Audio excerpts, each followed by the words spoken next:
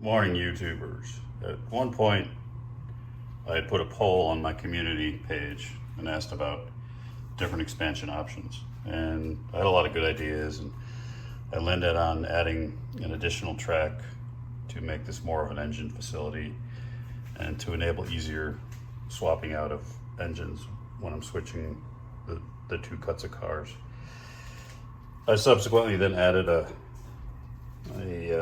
abandoned third yard track that's been partially ripped up, just to add a little bit more depth to that little interchange yard.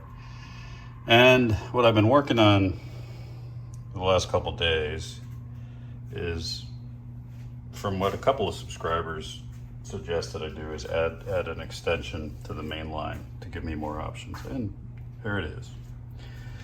So actually I was looking at Tom Klomoski's video from like 8 years ago. I know he's got a lot of books and other great material, but I just was flipping through, and he was talking about building a cassette.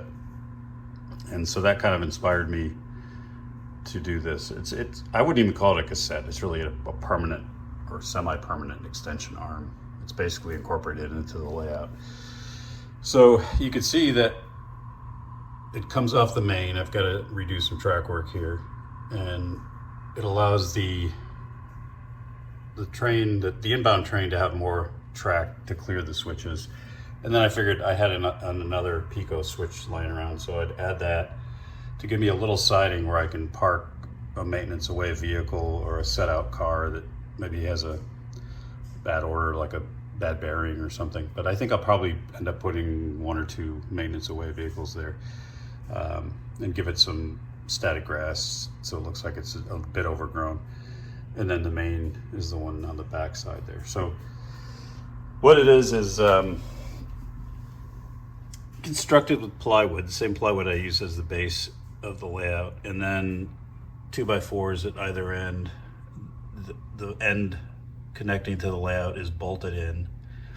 The other end, I went and I got these furniture offset legs so that you can adjust the height, because it's resting, rather than putting shelves in the wall, because we have concrete block here, and I just like to avoid drilling that when I can. I've got my tool shelf here, and it just happened to be that the length met the very edge of that. And this shelf is super sturdy, it doesn't move, but I figured, well, it's pretty convenient. I can get a 25-inch run of track, and it just happens to end here at the edge of the shelf. So it's bolted onto the layout, and then there's adjustable feet here. And then just to make sure if I'm bumping it with tools or whatever, I put metal brackets on either side. They're not screwed into here, they're just screwed into the bottom, so we can't really move that. So it's rock solid. It's pretty much part of the layout. I've got to do the detailing. I'll weather it and paint it, ballast it, but all the masonite is on, so it matches the layout. The nice thing is it's just an extension, so I don't have to. It still gives me access to my plug back there, and I've got a dehumidifier underneath, so it doesn't crowd the garage too much. And I didn't have to take my overhead lighting and extend it out, because it's really just that one track with the siding. And the main purpose is, when I've got two cuts of 5 cars, if you looked at my operations videos, and they sit in the interchange yard here. So the yard lights are dividing the 2 interchange tracks, and then you got that third abandoned yard track. So each track has 5 cars, and each of those 5 car cuts is one round of op session. I've got a video on the operation sequencing. But this way, by having that extension, I can connect both sets of 5 cars, those 5 and these 5, and I can actually have them on the main here at the beginning of op session, just going all the way back and out. It probably comes out somewhere into the middle of the layout, and then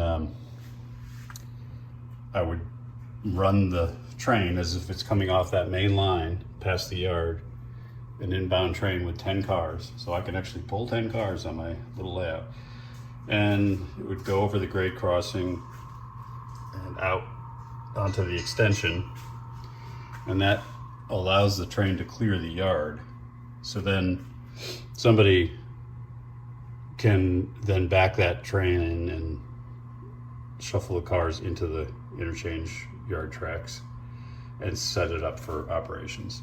And then at the end of the operations, you can connect those two sets of 10 cars and pull them out onto the main as far out as that extension, and then back it down the main here away from the yard and get it ready for the next out session.